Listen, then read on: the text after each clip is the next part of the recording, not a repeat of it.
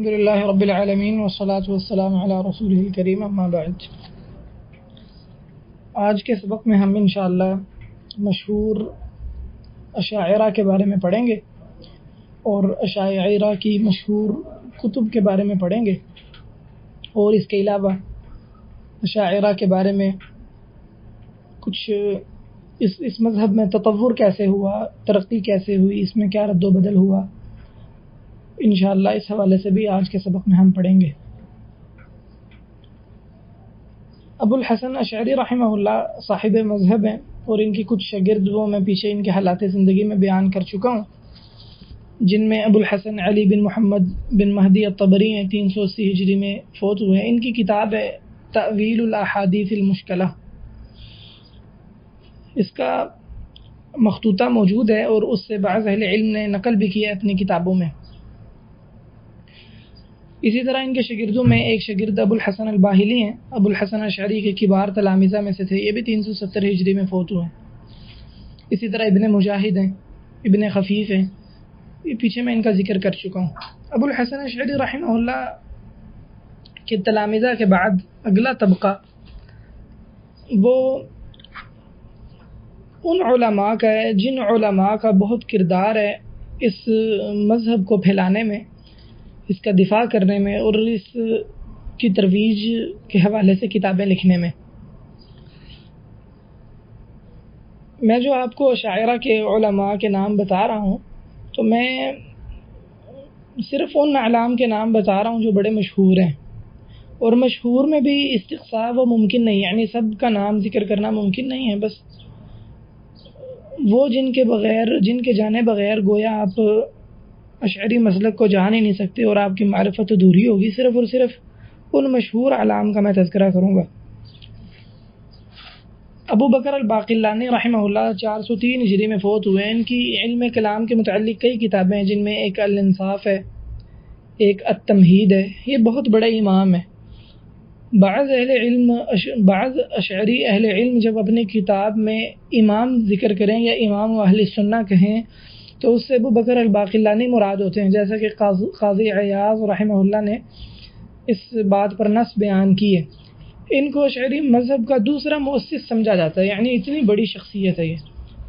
ان کے متعلق اہم بات جاننے کی یہ ہے کہ یہ اللہ رب العزت کی صفات خبریہ کو اللہ رب العزت کے لیے ثابت مانتے تھے، یعنی اللہ رب العزت کے لیے ہاتھ، چہرہ اور دیگر آنکھیں اور دیگر اللہ رب العزت کی جو اس طرح کی صفات ہیں وہ ثابت مانتے تھے۔ اسی طرح اللہ رب العزت کو عرش پر بھی مستوی مانتے تھے، لیکن اللہ رب العزت کی اختیاری صفات، جن کو فعلی صفات بھی کہتے ہیں، ان میں تعویل کیا کرتے تھے۔ انہی کے معاصر ایک اور اشعری عالم ابو بکر ابن فورک ہیں، ان کے ہاں ذرا تعویل ابو بکر الباقلانی کی بنسبت زیادہ ہے۔ ان کی کتاب بھی ہے مشکل الحدیث یا مشکل الحدیث کے نام سے، میں نے اس کتاب کا مطالعہ کر رکھا ہے۔ جو شخص اس کتاب کو پڑھے گا وہ یہ جان جائے گا کہ یہ ہر روز حدیث کی تعویل کرنے کی کوشش کرتے ہیں جس میں اللہ رب العزت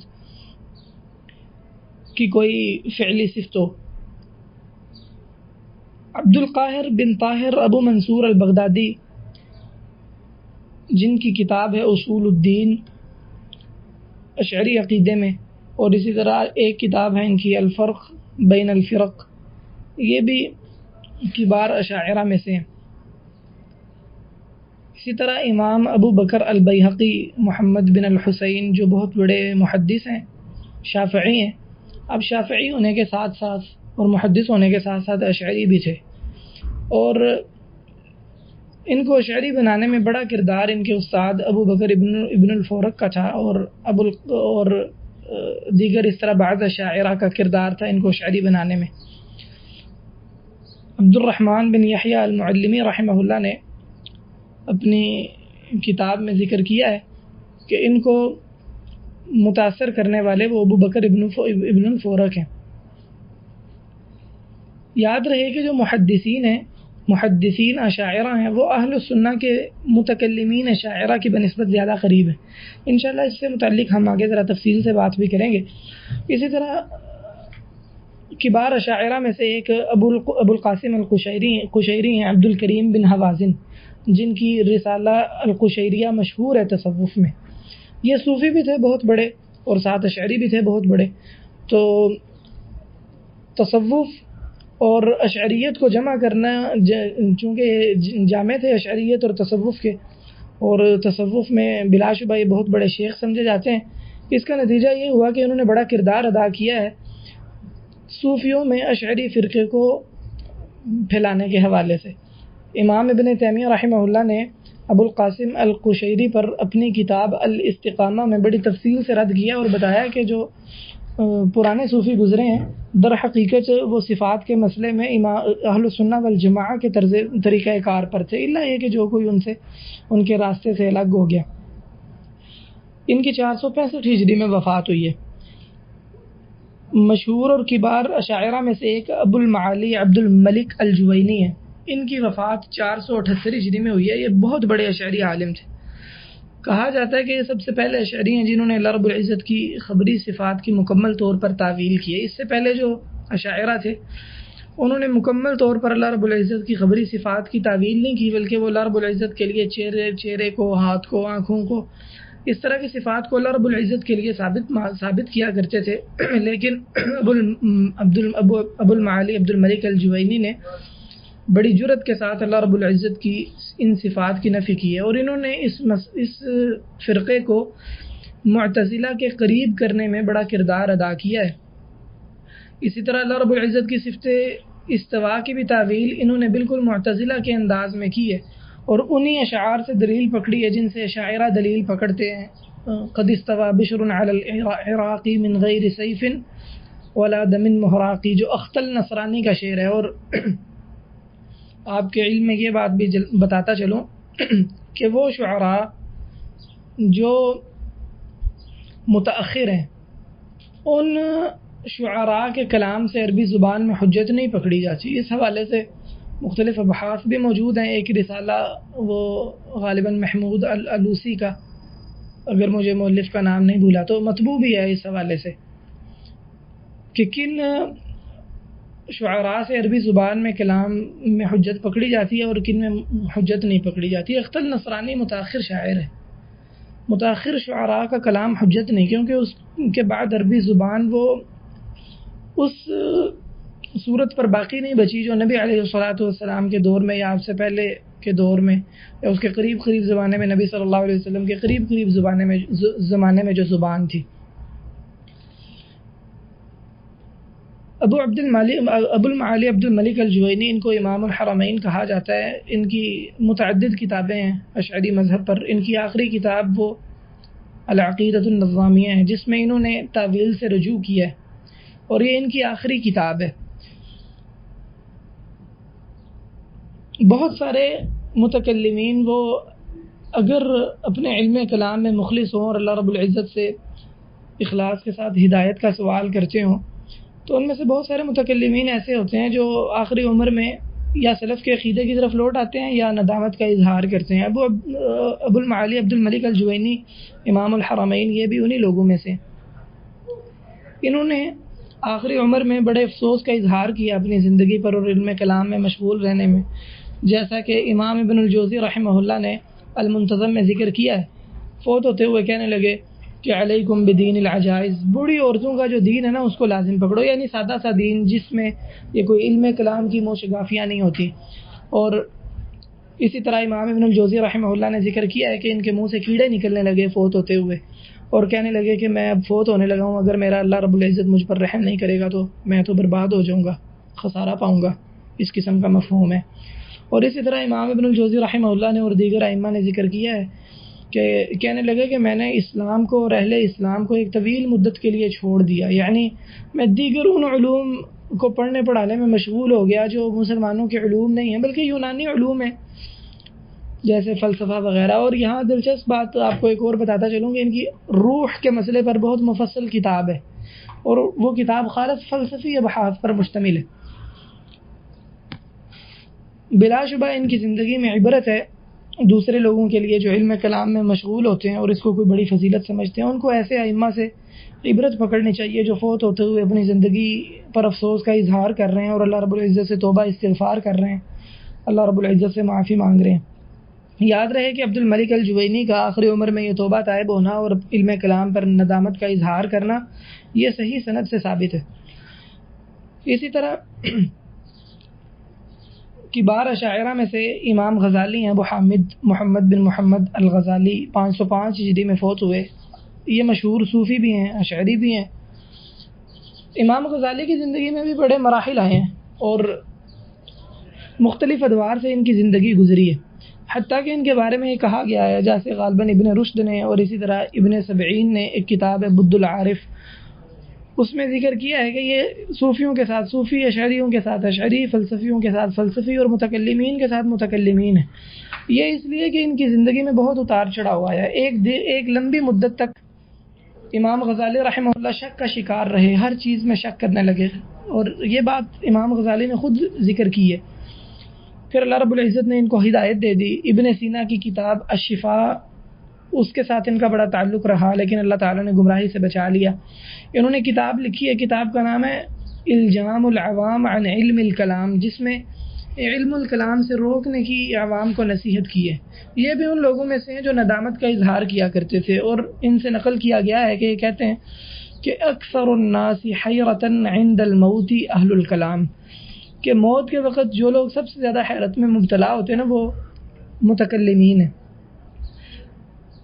عبد الغافر رحمہ اللہ نے المنتخب من تاریخ نیسابور میں ذکر کیا ہے کہ جب یہ فوت ہوئے تو صحیح بخاری کا مطالعہ کر رہے تھے، یعنی آخری عمر میں ان کا میلان وہ حدیث کی طرف ہو گیا تھا۔ تو ان کی زندگی میں بھی آپ یہ بات نوٹ کریں گے کہ انہوں نے بھی ندامت کا اظہار کیا علم کلام پر۔ تو گویا یہ متکلمین کے ہاں ایک معروف چیز ہے کہ جب وہ ان کی عمر ڈھل جاتی ہے اور موت کے قریب پہنچتے ہیں تو اپنی زندگی پر ندامت کا اظہار کرتے ہیں۔ کبار متکلمین سے ایسی باتیں منقول ہیں، جس طرح ولید بن ابان الکرابیسی ایک معتزلی تھا، اس نے فوت کے وقت اپنے بچوں کو نصیحت کی کہ اہل الحدیث کے ساتھ مل کے رہو، جیسے امام ابن الجوزی رحمہ اللہ نے المنتظم میں ذکر کیا ہے، اور اسی طرح غالباً خطیب بغدادی رحمہ اللہ نے تاریخ بغداد میں نقل کیا ہے۔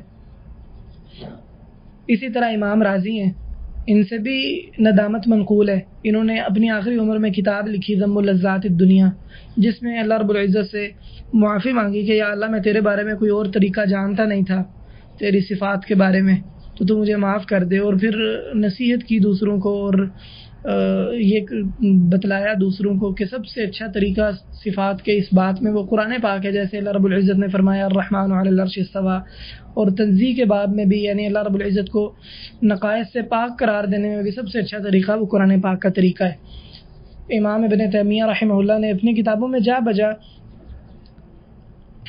امام راضی رحمہ اللہ کی اس نصیحت کا ذکر کیا ہے۔ میں نے اس پر اردو میں مضمون بھی لکھا ہے جو الاعتصام میں غالباً 3 قسطوں میں شائع ہوا تھا، آج سے کوئی تقریباً 8-9 سال پہلے۔ اسی طرح امام راضی کے شاگرد افضل الدین الخونجی بہت بڑے متکلم اور منطقی تھے، انہوں نے بھی ندامت کا اظہار کیا ہے۔ اسی طرح امام شہرستانی، جن کی کتاب الملل والنحل بڑی مشہور کتاب ہے، انہوں نے بھی ندامت کا اظہار کیا۔ وہ کہا کرتے تھے علیکم بدین العجائز فإنہ اسن الجوائز، کہ یہ بڑی قیمتی نعمت ہے بوڑھی عورتوں کا دین، تم اس دین کو لازم پکڑو۔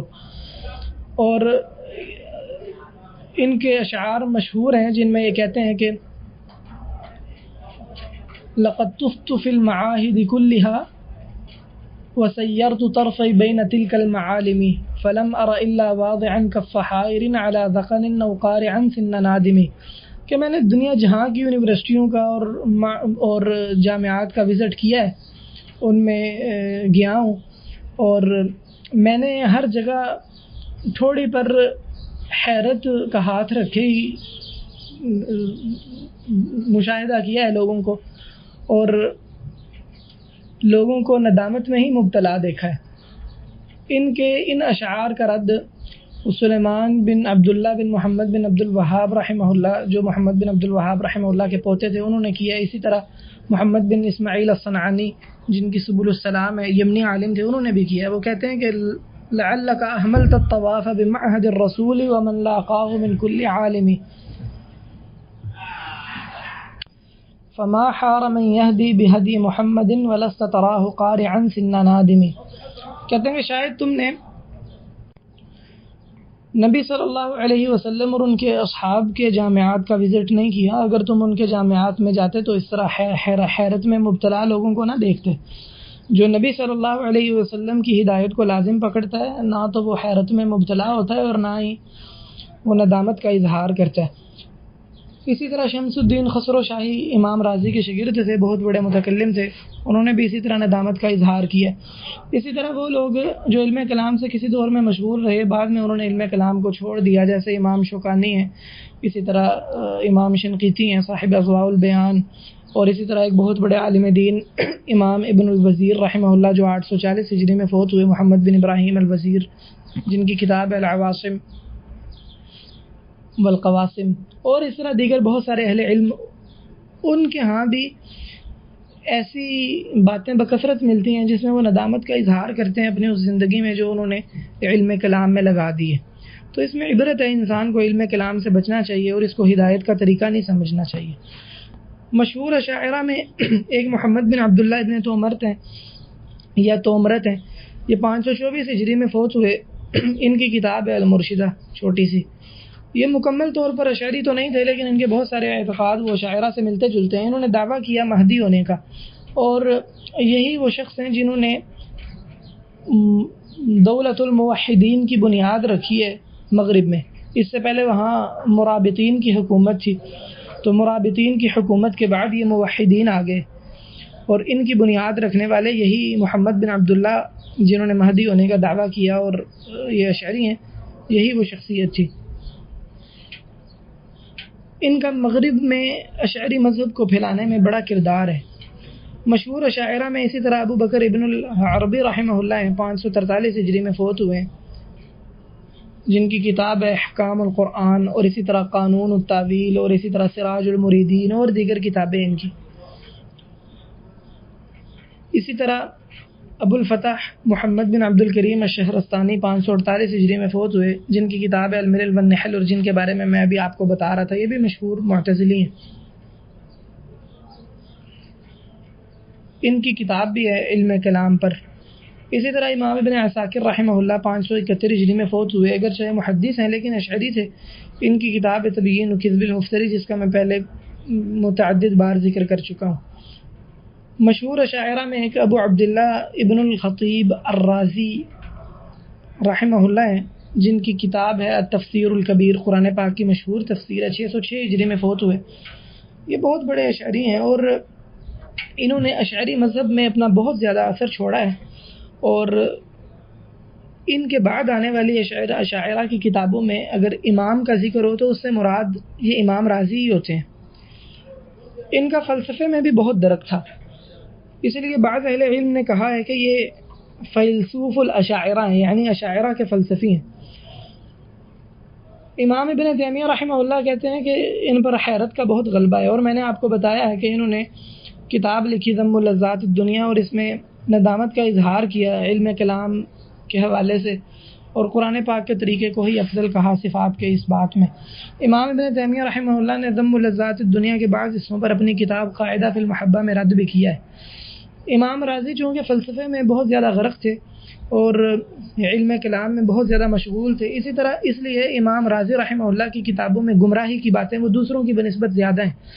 اور اگر امام راضی نے جو عقیدہ بیان کی ہے اس سارے عقیدے کو یکجا جمع کیا جائے تو نعوذ باللہ انسان کے ہاتھ میں قرآن و سنت کی ایک آیت بھی نہیں بچتی، کیونکہ امام راضی کے نزدیک قرآن و سنت سے عقیدے میں اس بات نہیں ہو سکتا، اللہ رب العزت پر اس بات نہیں کیا جا سکتا.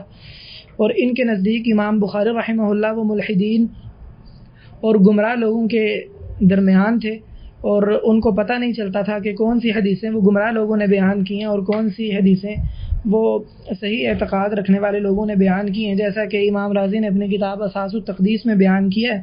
امام ابن تیمیہ رحمہ اللہ نے اساس التقدیس کا رد کیا بڑا مفصل اپنی کتاب بیان تلبیس الجہمیہ فی نقض تأسیس بدعہم الکلامیہ میں. اسی طرح امام راضی رحمہ اللہ نے امام ابن خزیمہ رحمہ اللہ کی کتاب التوحید کو نعوذ باللہ کتاب الشرک کہا ہے. اللہ رب العزت ان کی آخری عمر کی توبہ قبول فرمائے. دین کی انہوں نے کوئی پاکیزگی نہیں چھوڑی مگر اس کو انہوں نے ختم کرنے کی کوشش کی ہے. اور نبی صلی اللہ علیہ وسلم کا مرتبہ اور قرآن و سنت کا جو مرتبہ اور مقام ہوتا ہے وہ ان سے سلب کرنے کی کوشش کی ہے. مشہور اشاعرہ میں ایک ابو الحسن العامدی ہیں، 631 ہجری میں ان کی وفات ہوئی ہے. ان کی معروف کتاب علم کلام پر ابکار الافکار. امام ابن تیمیہ رحمہ اللہ فرماتے ہیں ان پر بھی حیرت کا غلبہ ہے. یہ بعض جگہ کہتے ہیں کہ اس مسئلے میں بڑا مشکل اشکال ہے، پھر کہتے ہیں کہ وَلَعَلَّ عِنْدَ غَيْرِ حَلُّهُ، کہ شاید میرے علاوہ کوئی اس کا حل جانتا ہو، عقیدے کے کبار مسائل میں، جس کا معنی یہ ہے کہ ان پر حیرت کا غلبہ تھا اور حق ان پر واضح نہیں ہو سکا. اسی طرح مشہور اشاعرہ میں عز الدین بن عبد السلام رحمہ اللہ ہیں، 660 ہجری میں فوت ہوئے. امام ابن تیمیہ رحمہ اللہ نے اپنی بعض کتابوں میں ان پر بڑا سخت رد کیا. امام ابن تیمیہ رحمہ اللہ کی طبیعت میں حدت تھی اور اللہ رب العزت کے دین کے لیے حمیت میں آ جاتے تھے اور اللہ رب العزت کے لیے غصے ہوتے تھے. اور اللہ رب العزت کو یہ بات پسند ہے اگر اللہ رب العزت کے دین پر حملہ کیا جا رہا ہو اور اللہ رب العزت کی نافرمانی کی جا رہی ہو اور جدال اور لڑائی جھگڑا کیا جا رہا ہو اللہ رب العزت کی آیات میں، تو اللہ رب العزت کو اچھا لگتا ہے کہ انسان غصے میں آ جائے. امام ابن تیمیہ رحمہ اللہ اسی طرح تھے اور اللہ رب العزت یہ صفت تب خاص طور پر پسند کرتا ہے جب انسان اس صفت کے باوجود یعنی غصے میں آنے کے باوجود انصاف کے دامن کو نہ چھوڑے. اور یہ امام ابن تیمیہ رحمہ اللہ کی سیرت میں بات نمایاں طور پر نظر آتی. امام ابن تیمیہ کو کسی معروف اشعری کی کوئی عبارت نہیں ملتی، لیکن امام ابن تیمیہ رحمہ اللہ کوشش کرتے ہیں کہ اس عبارت کا باحسن طریقے سے رد ہو سکے، اگرچہ اس میں بیان کی گئی بات وہ دیگر اشاعرہ نے بھی بات کی ہے اور امام ابن تیمیہ اس پر رد کر چکے ہیں. اسی لیے آپ دیکھیں گے کہ عز الدین بن عبد السلام نے کوئی بات کی ہے، رازی نے کوئی بات کی ہے، غزالی نے کوئی بات کی ہے، جوینی نے کوئی بات کی ہے، باقلانی نے کوئی بات کی ہے، تو اگرچہ وہ بات فی نفسی ایک ہے لیکن امام ابن تیمیہ نے اپنی مختلف کتابوں میں ان میں سے ہر ایک پر علیحدہ رد کیا. کیوں؟ لحرصہ علی بیان دین اللہ سبحانہ وتعالی والرد علی المخالفین فیہ.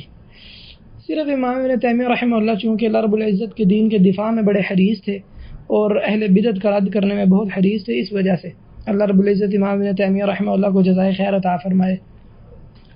مشہور اشاعرہ میں اسی طرح عز الدین الایجی رحمہ اللہ ہیں جن کی کتاب ہے العقائد العزدیہ اور المواقف، 756 ہجری میں فوت ہوئے. اسی طرح بدر الدین ابن جماعہ، ان کی کتاب ہے ایضاح الدلیل مطبوع ہے، 733 ہجری میں فوت ہوئے.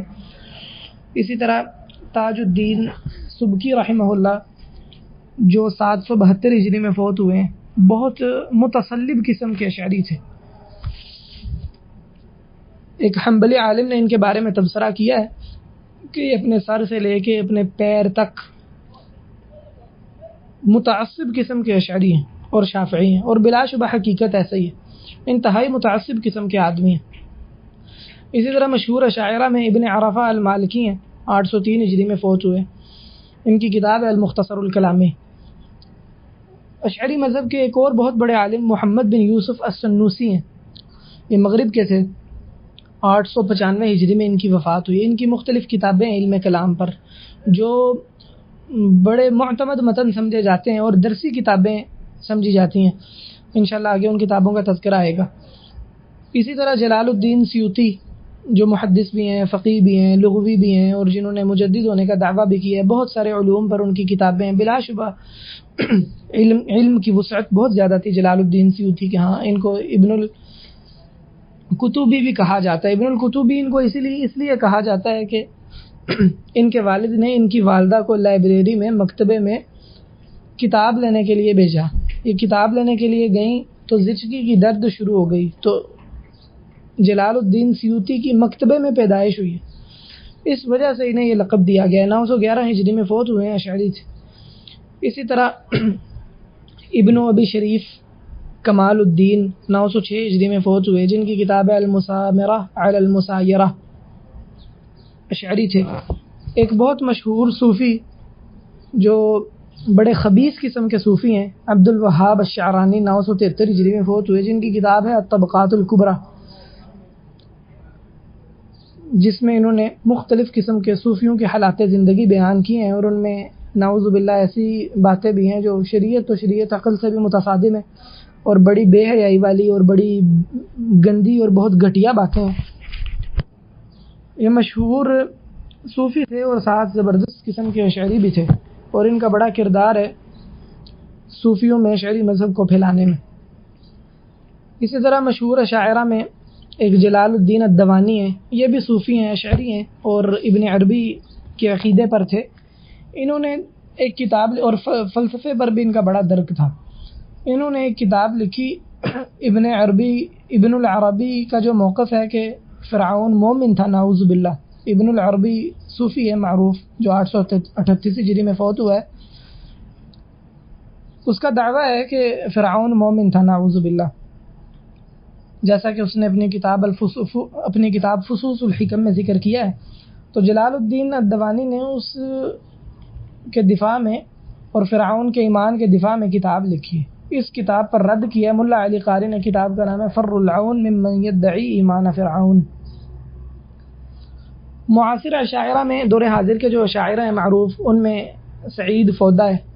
سعید فودا یہ زندہ ہیں اور ان کی متعدد کتابیں ہیں۔ ان کے بعض مسائل سے دیگر اشاعرہ اختلاف بھی کرتے ہیں، انہوں نے ابن تیمیہ کے رد میں بھی کتابیں لکھی ہیں، ان کتابوں کے رد میں پھر اہل السنہ نے بھی کتابیں لکھی ہیں امام ابن تیمیہ رحمہ اللہ کے دفاع میں۔ تو یہ بھی زندہ ہیں اور حلیق اللحیہ ہیں، داڑھی نہیں ہے ان کی، اور کوئی شکل و صورت سے کوئی تدین نظر نہیں آتا، حقیقت میں یہ انجینئر ہیں۔ پھر ان کو دین کا شوق پڑا تو انہوں نے علم کلام میں اپنی صلاحیتیں صرف کی۔ متعصب قسم کے اشعری ہیں۔ اسی طرح ایک عمر بن عبداللہ کامل ہیں، مشہور اشعری گزرے ہیں، سعودیہ کے تھے غالباً، یہ فوت ہو چکے ہیں۔ ان کے رد میں اہل السنہ والجماعہ نے بھی کتابیں لکھی ہیں۔ اسی طرح مشہور اشاعرہ میں ایک حسن سقاف ہے۔ حسن سقاف صوفی ہے، بہت گھٹیا آدمی تھا، اور جیسا کہ ماتریدیہ میں زاہد کوثری کی زبان بہت گھٹیا ہے، اسی طرح اشاعرہ میں حسن سقاف کی زبان بہت گھٹیا ہے۔ اس نے اہل السنہ کے رد میں بہت کتابیں لکھی ہیں، جیسے سفر الحوالی کی کتاب ہے منہج الاشاعرہ فی العقیدہ، بہت اچھی کتاب ہے، اس کے رد میں اس نے کتاب لکھی ہے۔ اسی طرح عقیدہ طحاویہ کی اس نے ایسی شرح کی ہے جو شرعی عقیدے کی طرح ہو، اور اپنی کتابوں میں نعوذ باللہ بعض صحابہ کا بھی مذاق اڑایا ہے، جیسے عبداللہ بن سلام رضی اللہ عنہ کو یہودیت کی طرف منسوب کیا ہے، انس بن مالک رضی اللہ تعالیٰ عنہ پر زبان درازی کی ہے، اور دیگر صحابہ کرام پر بھی زبان درازی کی ہے۔ اس شخص کے گھٹیا پن میں سے ہے کہ اس نے امام البانی رحمہ اللہ نے اگر کسی شخص کے بارے میں سخت زبان استعمال کی ہے تو اس نے وہ الگ کتاب میں وہ الفاظ نکال کے جمع کیے ہیں، اور کتاب کا نام رکھے قاموس الشتائم الالبانی، یعنی البانی رحمہ اللہ کی ساری گالیاں ایک جگہ جمع کر دیں۔ اللہ رب العزت کی سنت ہے کما تدین تدان، جیسے تم کرتے ہو ویسے ہی تمہارے ساتھ بھی کیا جاتا ہے۔ تو میں نے ایک کتاب دیکھی ایک مکتبے میں، اس نے حسن سقاف کی ساری گالیاں ایک جگہ جمع کر دی ہیں۔ تو کہاں شیخ البانی رحمہ اللہ کی زبان، اگرچہ شیخ البانی رحمہ اللہ کی زبان میں بھی شدت ہے، اس میں کوئی شک نہیں ہے، لیکن کسی نے اس طرح کا کوئی گھٹیا کام نہیں کیا کہ کسی کی ایسے الفاظ نکال کے ایک جگہ جمع کر دی ہوں۔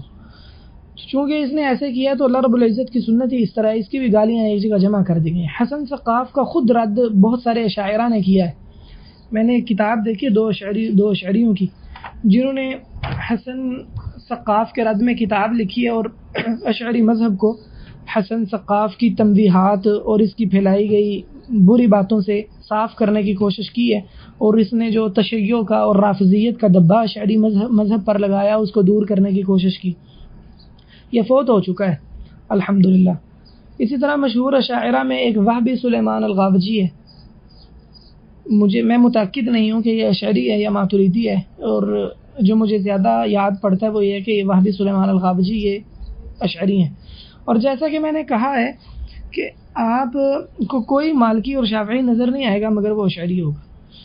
تو حقیقت یہ ہے کہ اشعری بلا شبہ بہت زیادہ تعداد میں موجود ہیں، ماتریدی جیسے حنفی مکتبہ فکر میں بہت بڑی تعداد میں موجود ہے۔ الحمدللہ اہل السنہ والجماعہ کا مسلک جب سے دوبارہ بڑی تیزی کے ساتھ پھیلنا شروع ہوا ہے، اور اس میں بلا شبہ سعودی علماء کا بہت زیادہ کردار ہے، تو اب ایسا یقیناً ہے کہ بہت سارے شافعی یا مالکی یا حنبلی اور اسی طرح حنفی وہ آپ کو ایسے ملیں گے الحمدللہ جو سلفی ہوں گے، لیکن علماء نجد کی سلفی دعوت سے پہلے ایسے خالی نظر آئے گا کہ کوئی مالکی ہے یا شافعی ہے اور وہ اشعری نہ ہو۔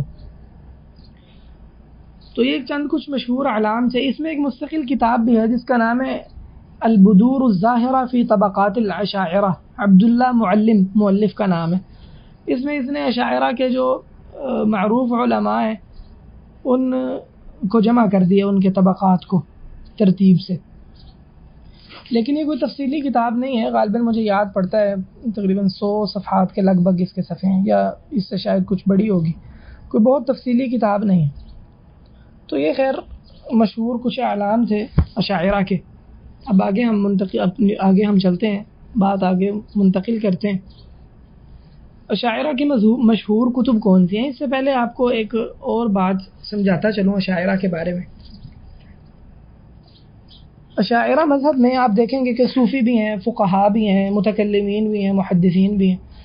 حقیقت یہ ہے کہ اشاعرہ کی طرف منسوب لوگوں کو 3 حصوں میں ہم تقسیم کرتے ہیں، 3 میں تقسیم کر لیں یا 4 میں کر لیں، جبکہ 3 حصوں میں تقسیم کرنا زیادہ بہتر ہے۔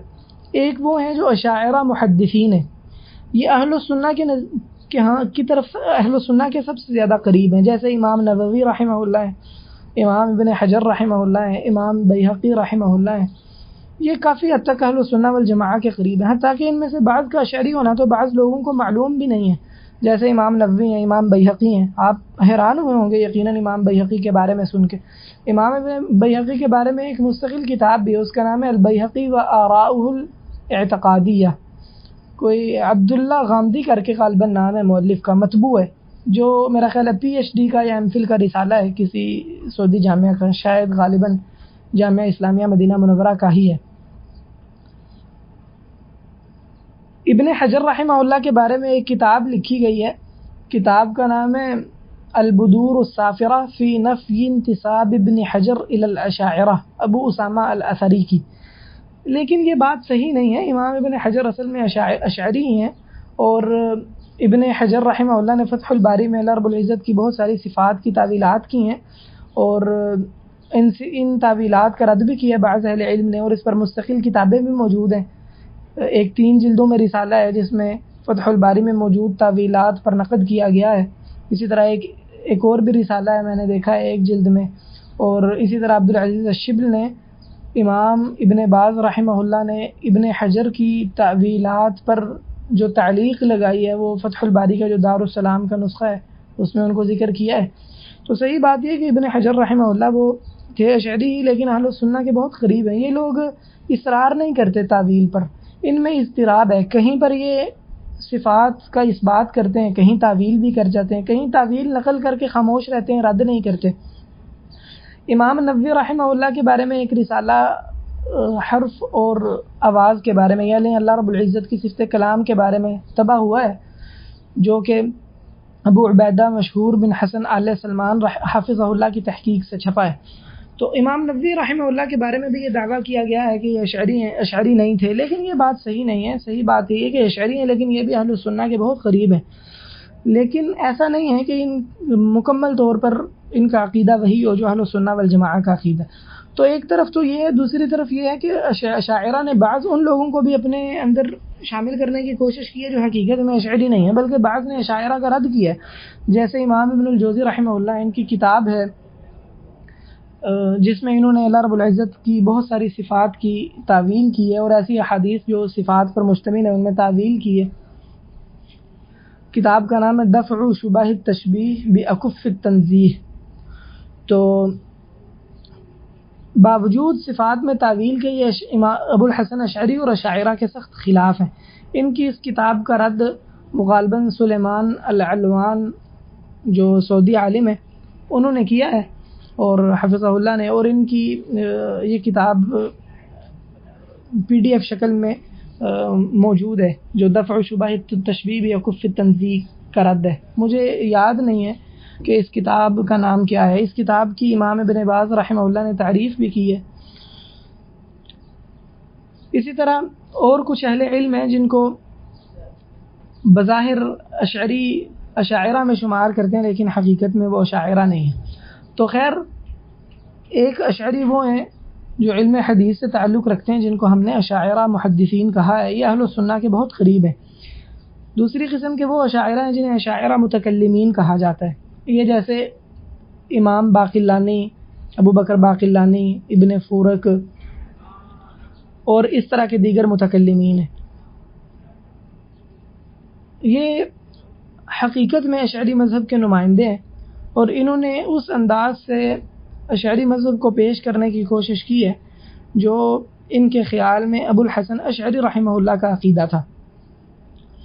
یہ اشاعرہ متکلمین اگرچہ اشاعرہ محدثین کی بنسبت اہل السنہ سے دور ہیں، لیکن یہ متاخرین اشاعرہ کی بنسبت بہتر ہیں۔ یہ اللہ رب العزت کے لیے چہرہ مانتے ہیں، ہاتھ مانتے ہیں، آنکھیں مانتے ہیں، اللہ رب العزت کا عرش پر مستوی ہونا تسلیم کرتے ہیں، اور بھی اللہ رب العزت کی بعض صفات تسلیم کرتے ہیں، اگرچہ ان میں سے بعض کی بنسبت اس بات میں زیادہ ہیں اور بعض کی نسبت تعویل میں زیادہ ہیں، جیسے ابن فورک کے ہاں تعویل وہ باقلانی کی بنسبت زیادہ پائی جاتی ہے۔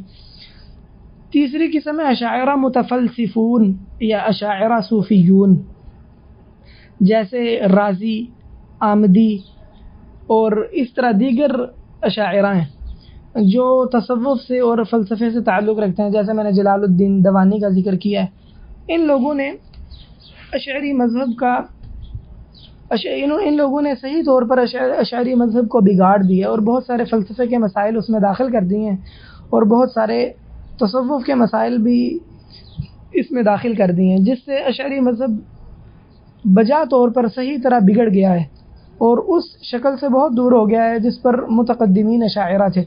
اور اس میں عبد الملک الجوینی، امام الحرمین اور امام غزالی کا بھی بہت کردار ہے۔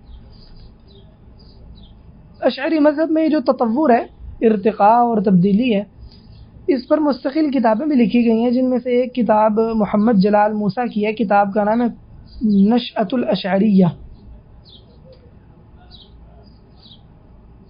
اچھی کتاب ہے، جس کتاب میں یہ واضح کرنے کی کوشش کی گئی ہے کہ کس طرح سے اشعری مذہب میں وہ تعویل کی طرف رجحان بڑھتا گیا اور پھیلتا گیا ہے، حتیٰ کہ معتزلہ کے قریب ہوتے گئے ہیں۔ تو یہ تین قسمیں ہم نے بنائیں، اشاعرہ محدثین، اشاعرہ متکلمین اور اشاعرہ متفلسفین۔ سب سے زیادہ اہل السنہ کے قریب وہ اشاعرہ محدثین ہیں، اور سب سے زیادہ دور وہ اشاعرہ متفلسفین ہیں، خاص کر جب اس کے ساتھ تصوف بھی مل جائے تو پھر تو ظلمات بعضها فوق بعض ہے۔ اگر زمانی اعتبار سے، وقت کے اعتبار سے اشاعرہ کی ہم تقسیم کرنا چاہیں تو بھی ہم اشاعرہ کو مختلف ادوار میں تقسیم کرتے ہیں۔ پہلا مرحلہ جو تاسیس کا مرحلہ ہے اور ابو الحسن اشعری کے شاگردوں کا مرحلہ ہے، اس کو ہم ابن فورک تک اس مرحلے کو ختم کرتے ہیں۔ اس مرحلے کے شروع میں تعویل بہت کم ہے، آہستہ آہستہ زیادہ ہوتی گئی، لیکن آخری مرحلے پر بھی تعویل اس طرح نہیں ہے جیسے بعد والے مرحلے میں ہوئی ہے۔ جو اگلا دور ہے وہ امام جوینی سے شروع ہوتا ہے، جن کی 438 ہجری میں وفات ہوئی۔ اس دور میں تعویلات زیادہ ہو گئیں اور مذہب وہ اعتزال کے بہت قریب آ گیا، اور یہ دور امام رازی تک ہے۔ اور اس دور میں ابو القاسم القشیری اور امام غزالی اور اس طرح دیگر اشاعرہ اس دور میں آئے ہیں۔ ابو القاسم انصاری امام جوینی کے شاگرد ہیں، جن کی کتاب ہے الغنیہ فی الکلام۔ ان لوگوں کا بڑا کردار ہے اشعری مذہب میں تعویل کو پھیلانے میں۔ اس کے بعد تیسرا مرحلہ رازی کے بعد کا دور ہے۔ اس دور میں تصوف داخل ہو گیا اور فلسفہ داخل ہو گیا، اور یہ امام رازی سے لے کے تو بعد کا جتنا دور ہے گویا کہ وہ یہی دور ہے۔ کم لوگ ایسے ہیں جو متقدمین اشاعرہ کے مذہب پر ہوں گے اور وہ اشعری ہوں گے، وگرنہ اب مسلک وہی ہے جس کو رازی نے بیان کیا ہے، اسی کی ترویج کی جاتی ہے اور اسی کو درست سمجھا جاتا ہے۔ اور اکثر اشعری وہ اشعریت کے ساتھ تصوف کو بھی اچھے طور پر جمع کرنے والے ہوتے ہیں۔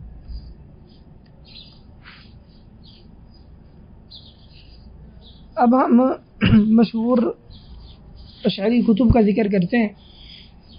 ان کتب کو ہم مختلف حصوں میں تقسیم کر لیتے ہیں، مختلف انواع میں تقسیم کر لیتے ہیں، تاکہ انہیں یاد رکھنے میں آسانی اور منضبط کیا جا سکے۔ بعض کتابیں وہ ہیں جو منظومات ہیں، یعنی شعروں کی شکل میں۔ ان کتابوں میں ایک کتاب ہے اضاءۃ الدجنہ فی عقائد اہل السنہ، ابو العباس احمد بن محمد تلمسانی کی، یہ 1041 ہجری میں فوت ہوئے ہیں۔ اس کتاب کی مختلف شروحات بھی موجود ہیں، جن میں سے ایک کتاب ہے رائحۃ الجنہ فی شرح اضاءۃ الدجنہ عبد الغنی نابلسی کی۔ یہ عبد الغنی نابلسی غالی صوفی ہے اور حنفی ہے۔ اسی طرح ایک کتاب ہے محمد علیش مصری کی، یا علیش نام ہے، کتاب کا نام ہے الفتوحات الالہیہ فی شرح اضاءۃ الدجنہ، اور اس طرح دیگر شروحات بھی اس کی موجود ہیں۔ اسی طرح ایک بڑی اہم کتاب ہے شعروں کی شکل میں حدائق الفصول و جواہر الاصول۔ اس کتاب کو العقیدۃ الصلاحیہ کے نام سے بھی جانا جاتا ہے، کیونکہ یہ کتاب صلاح الدین یوسف رحمہ اللہ کے لیے لکھی گئی، یعنی صلاح الدین ایوبی رحمہ اللہ کے لیے۔ مؤلف کا نام ہے محمد بن ہبۃ اللہ البرمکی۔ تو چونکہ یہ صلاح الدین یوسف رحمہ اللہ کے لیے لکھی گئی تھی، اسی لیے اسے العقیدۃ الصلاحیہ کہا جاتا ہے۔ اور یہ میں نے آپ کو بتایا کہ صلاح الدین ایوبی رحمہ اللہ وہ اشعری تھے۔ اس کتاب کی بھی بہت ساری شروحات موجود ہیں۔ اسی طرح ایک کتاب ہے عقیدۃ العوام احمد مرزوقی مالکی کی، یہ بھی منظوم ہے۔ اس کی شروحات میں ایک شرح ہے جلاء الافہام شرح عقیدۃ العوام محمد علوی مالکی کی۔ ایک بڑی اہم کتاب جو درسی کتاب ہے اور جامعہ ازہر میں بھی پڑھائی جاتی رہی ہے اور غالباً ابھی بھی پڑھائی جاتی ہے، اس کتاب کا نام ہے جوہرۃ التوحید ابراہیم اللقانی کی۔ یہ مالکی عالم ہے، 141 ہجری میں ان کی وفات ہوئی ہے۔ یہ 144 اشعار پر مشتمل منظومہ ہے جو بہت ہی اہم ہے، اور اس کے بارے میں دعویٰ کیا گیا ہے کہ اس میں جتنے اہم مسائل ہیں اشعری مسلک کے وہ جمع کر لیے گئے ہیں۔ اس کی شروحات بہت زیادہ ہیں، پھر شروحات پر تعلیقات بھی بہت زیادہ ہیں۔ اس کی مشہور شروحات میں ایک کتاب ہے عمدۃ المرید لجوہرۃ التوحید، یہ مؤلف کی خود ہی شرح ہے اپنے منظومے پر۔ ایک ان کے بیٹے نے شرح کی ہے، کتاب کا نام ہے اتحاف المرید عبد السلام بن ابراہیم۔ اسی طرح ایک کتاب ہے جو بڑی اہم ہے اس منظومے کی شرح ہے، اس کا نام ہے اتحاف المرید ابراہیم باجوری کی، یہ بھی ازہری عالم ہے، 1276 ہجری میں وفات ہوئی ہے ان کی، یہ بڑی مشہور شرح ہے۔ ایک کتاب ہے عون المرید لشرح جوہرۃ التوحید، ادیب کیلانی عبد الکریم تتان، 2 مصری عالم ہیں، انہوں نے شرح کی ہے۔ ایک منظومہ ہے الخریدۃ البہیہ احمد دردیر مالکی کا، اس پر ساوی مشہور مالکی عالم ہے جن کا حاشیہ غالباً تفسیر جلالین پر حاشیۃ الساوی کے نام سے بڑا معروف ہے، اور جس میں انہوں نے یہ بڑی گمراہی والی بات کہی ہے کہ قرآن پاک اور احادیث کا ظاہر تو کفر ہے، اس لیے تعویل کرنی پڑتی ہے نعوذ باللہ، اور ان کی اس بات کا بہت سارے علماء نے رد کیا، جیسے امام شنقیطی رحمہ اللہ نے اضواء البیان میں رد کیا ہے۔ ان کے اس منظومے کی بھی مختلف شروحات اور حواشی مطبوع ہیں۔ ایک کتاب ہے، کتاب کا نام ہے مجموع الحواشی السنیہ علی شرح الخریدۃ البہیہ، جس میں ساوی کا اور احمد دردیر کا اور اس طرح دیگر چند لوگوں کا حاشیہ اور تعلیقات خریدۃ البہیہ پر وہ جمع کر دی گئی ہیں۔ تو یہ چند منظومے ہیں جو اشعری مذہب کے مطابق لکھے گئے ہیں۔ اشعری مذہب کی کتابوں کی دوسری قسم مختصرات ہیں، یعنی چھوٹی چھوٹی کتابیں۔ ان کتابوں میں ایک بڑی مشہور کتاب جو درسی کتاب ہے اور بڑی اہم کتاب ہے وہ ہے ام البراہین، اس کو العقیدۃ السنوسیہ الصغریٰ بھی کہا جاتا ہے، محمد بن یوسف السنوسی کی، یہ 895 ہجری میں ان کی وفات ہوئی ہے۔ ان کی دیگر اور کتابیں بھی ہیں، اور سب کتابیں وہ بڑی اہم سمجھی جاتی ہیں اشعری مذہب میں، جیسے ان کی کتاب ہے العقیدۃ الکبریٰ، اسی طرح العقیدۃ الوسطیٰ، ایک العقیدۃ السنوسیہ الصغریٰ ام البراہین، اور پھر اس کا بھی اختصار ہے، اس کا نام ہے صغریٰ الصغریٰ، اس میں ام البراہین کا بھی اختصار کیا گیا ہے۔ اس کتاب کی بہت زیادہ شروحات ہیں۔ ان شروحات میں ایک مؤلف کی اپنی شرح ہے، شرح ام البراہین۔ اسی طرح ایک کتاب ہے احمد المقری کی، جس میں انہوں نے ام البراہین کی شرح کی ہے۔ ایک کتاب ہے الغنیمۃ الکبریٰ احمد تطوانی کی، ایک حاشیہ بڑا معروف ہے ام البراہین پر دسوقی کا، باجوری کا بھی حاشیہ ہے، اسی طرح احمد الاجہوری کا حاشیہ ہے، یہ سارے حواشی اکٹھے چھپ گئے ہیں۔ ایک کتاب ہے، کتاب کا نام ہے مجموع ام البراہین ماہر عدنان عثمان کی، اس میں جمع کرنے والے نے ام البراہین پر جو مختلف حواشی لکھی گئے ہیں اور شروحات لکھی گئی ہیں ان میں سے اہم کو جمع کر دیا ہے۔ شرح ام البراہین پر رد بھی کیا گیا ہے بعض اہل السنہ کے علماء کی طرف سے۔ ایک کتاب ہے، کتاب کا نام ہے دراسہ نظریہ نقدیہ علی شرح ام البراہین، دکتور احمد عبد اللطیف کی، تقریباً 500 صفحات پر مشتمل یہ ایک مفصل کتاب ہے جس میں ام البراہین اور اس کی شرح کا رد کیا گیا ہے۔ اسی طرح مختصرات میں ایک کتاب ہے العقیدۃ النوریہ ابو الحسن علی النوری صفاقسی کی، یہ 1118 ہجری میں فوت ہوئے، اس عقیدے کی بھی مختلف شروحات لکھی گئی ہیں۔ ایک کتاب ہے العقیدۃ البرہانیہ، اس کتاب کو عقیدۃ السلالجیہ بھی کہا جاتا ہے کیونکہ اس کے مؤلف کا نام ہے ابو عمر عثمان السلالجی، 574 ہجری میں ان کی وفات ہوئی ہے۔ یہ کتاب بھی درسی کتب میں سے ہے، اس کی مختلف شروحات لکھی گئی ہیں۔ یاد رہے کہ کوئی بھی کتاب جب درسی بن جاتی ہے نا، پھر اس کتاب کے حواشی، شروحات، تعلیقات اور اس طرح کے دیگر اعمال اس پر وہ باقی کتابوں کی بنسبت زیادہ ہوتے ہیں، کیونکہ ہر استاد جو اپنے طلبہ کو پڑھاتا ہے وہ طلبہ کی سہولت کے لیے اس پر کوئی تعلیقات لکھتا ہے، یا طلبہ استاد کی لکھائی باتوں کو لکھ لیتے ہیں، مرتب کرتے ہیں، پھر وہ تباہ ہو جاتی ہیں۔ اس لیے جو درسی کتابیں ہوتی ہیں نا، ان کی تعلیقات، شروحات وغیرہ دیگر کتابوں کی بنسبت زیادہ ہوتی ہیں۔ آپ اسی طرح دیکھ لیں کہ سعودیہ میں کتاب التوحید کی بہت زیادہ شروحات ہیں، تقریباً ہر عالم نے امام محمد بن عبد الوہاب رحمہ اللہ کی کتاب التوحید کی شرح کی ہے۔ کیوں؟ اس لیے کہ یہ درسی کتاب ہے۔ تو العقیدۃ البرہانیہ کی شروحات میں ایک شرح المباحث العقلیہ فی شرح معانی العقیدۃ البرہانیہ، ابو الحسن الیفرنی مؤلف کا نام ہے، 734 ہجری میں فوت ہوئے ہیں۔ اسی طرح ایک کتاب ہے شرح العقیدۃ البرہانیہ ابو العثمان العقبانی کی، یہ بھی مطبوع ہے، 811 ہجری میں ان کی وفات ہوئی ہے۔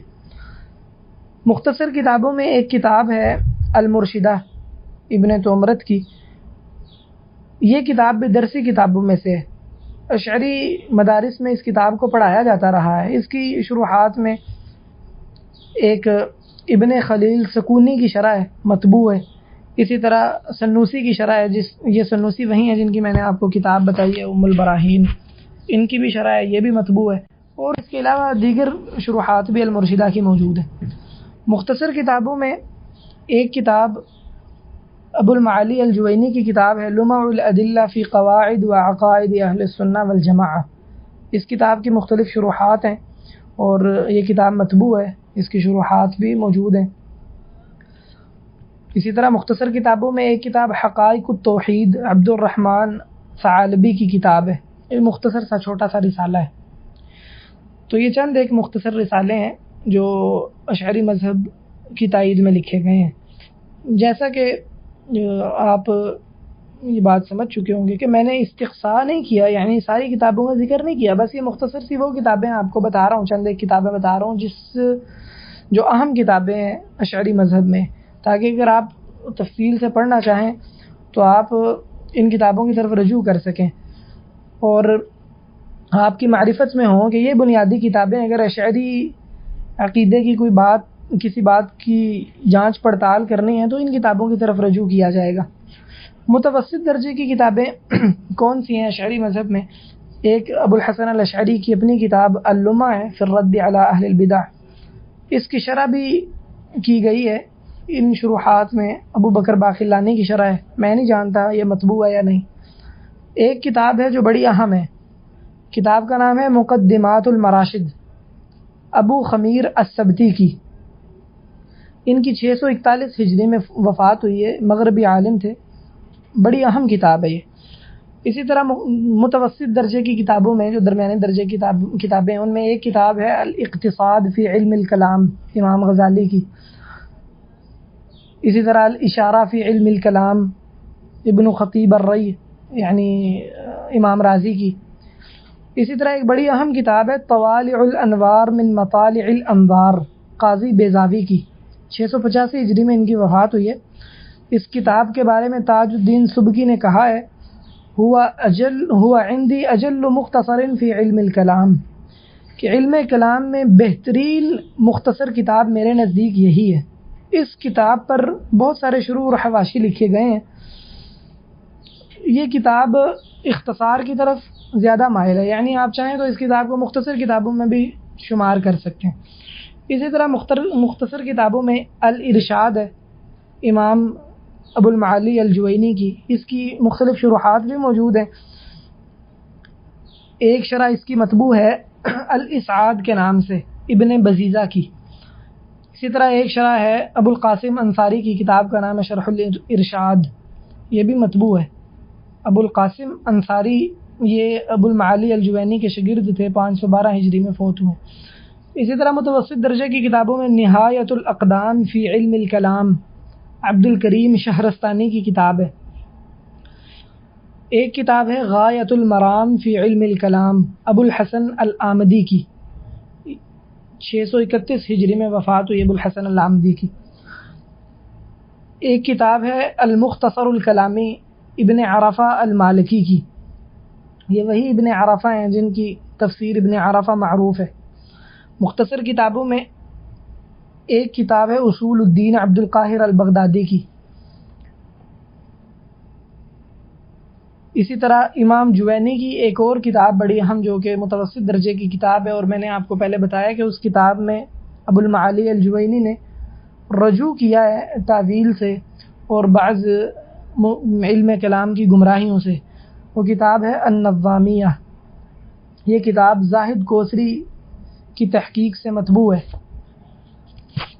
اور اس کتاب پر بعض بدعتی لوگوں نے مختلف قسم کے اشکالات بھی اٹھائے ہیں اور اس میں بھی تشکیک پیدا کرنے کی کوشش کی گئی ہے.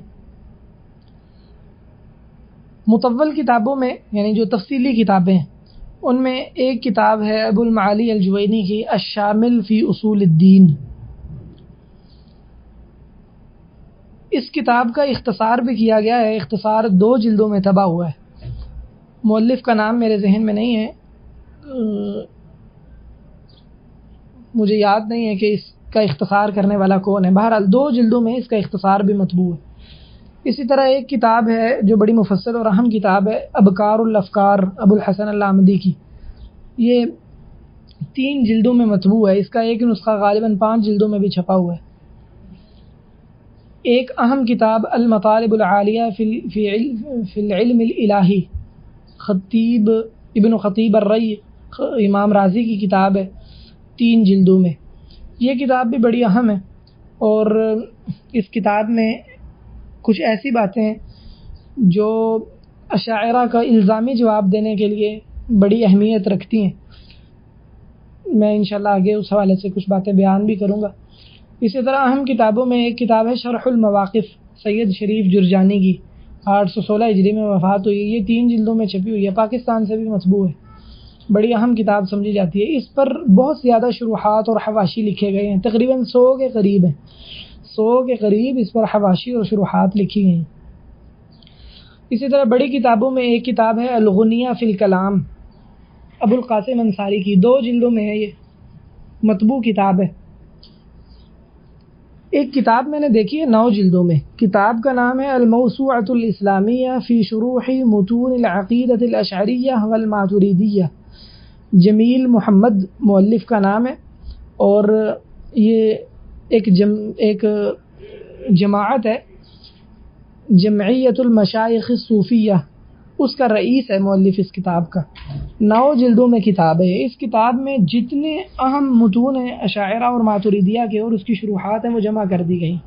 تو اس حوالے سے یہ بڑی اہم کتاب ہے. اردو میں اگر آپ اشعری مسلک کے بارے میں پڑھنا چاہیں تو شبلی نعمانی کی کتاب کلام اور علم کلام، اس کے دونوں حصے، اس میں آپ کو مل جائے گا. اسی طرح اردو دائرہ معارف اسلامی میں مل جائے گا آپ کو اشاعرہ کے بارے میں، اور اس کے علاوہ دیگر جو مختلف رسالوں میں مضامین لکھے جاتے ہیں اس میں آپ کو اشعری مسلک کے بارے میں تفصیلات مل جائیں گی۔ اردو میں ماتریدی عقائد کی کتابیں زیادہ ہیں، کیونکہ حنفی جتنے ہیں وہ ماتریدی ہیں مجموعی طور پر، جبکہ پاکستان میں میرے علم میں نہیں ہے کہ کوئی ایسا مشہور شخص ہو جو اشعری مسلک کی نمائندگی کرتا ہو۔ وقت مکمل ہو رہا ہے، آگے ہم انشاءاللہ اگلا جو سبق ہم پڑھیں گے اس میں اشاعرہ کے اعتقاد کیا ہیں وہ ذکر کریں گے انشاءاللہ، اور پھر اس کے بعد ہم انشاءاللہ اپنے اگلے موضوع کی طرف منتقل ہو جائیں گے۔ السلام علیکم ورحمۃ اللہ۔ السلام علیکم ورحمۃ اللہ۔ السلام علیکم ورحمۃ اللہ۔ السلام علیکم ورحمۃ اللہ۔